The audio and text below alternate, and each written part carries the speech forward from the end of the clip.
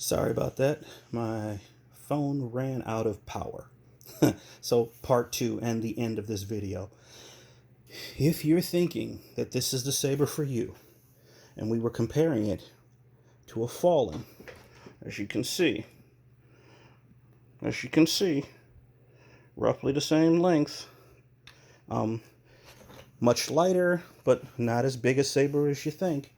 If you're thinking about getting a Renegade LE, this is the saber for you. Not much longer than the Fallen. Much heavier only because of the weight distribution. Definitely a saber to consider. One more here just for the road, and one of my personal favorites, my Scorpion. Okay? If you got a Scorpion, if you're loving your Scorpion, you like the weight and feel of a Scorpion.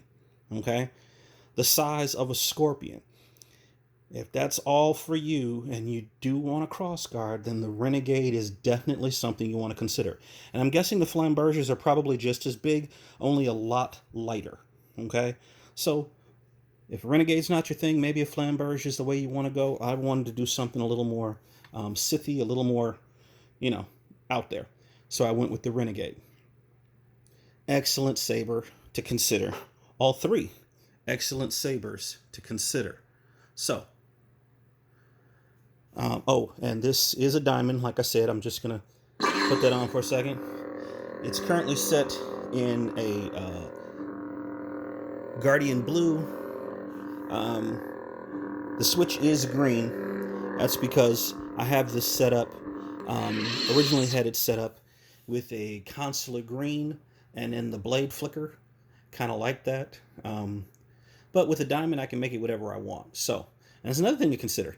With all the options that Ultrasabers gives you, you could make your saber what you want it to be.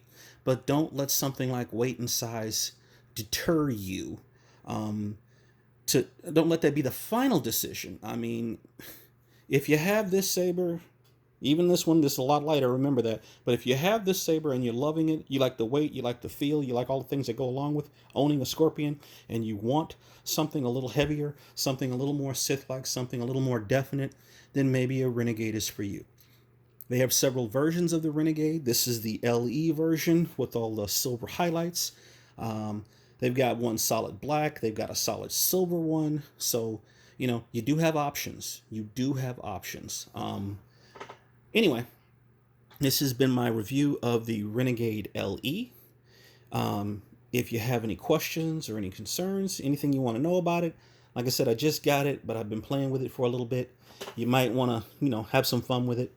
Real quick, the edges on this is the one edge that's really kind of sharp. So if you took something and you just kind of Dremel or whatever, and you took this little edge off here, kind of got it smooth like this portion here, then you're fine. Everything else, this under here, is fine. This along the sides here is all fine. There's a little track here on the side, but your hand's not going to get up in there, so you're usually going to be pretty good. And 4 set screws. 4 set screws. This actually rotates, so you can get to all the set screws all the way around for your blades. And it's a very, very deep blade set. So you're not going to lose any of your blades. It's not going to come loose. You'll be able to have a good time with it. That's pretty much it.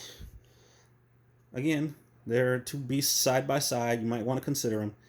This has been a quick look at the Renegade LE. I highly recommend it if it's something you're thinking about. If it's too much for you, then look at the Flamberge. Not as big, not as heavy. Still pretty cool saber. Anyway, Malik Thane Wolf giving you a quick look at my Renegade LE. And thanks for watching.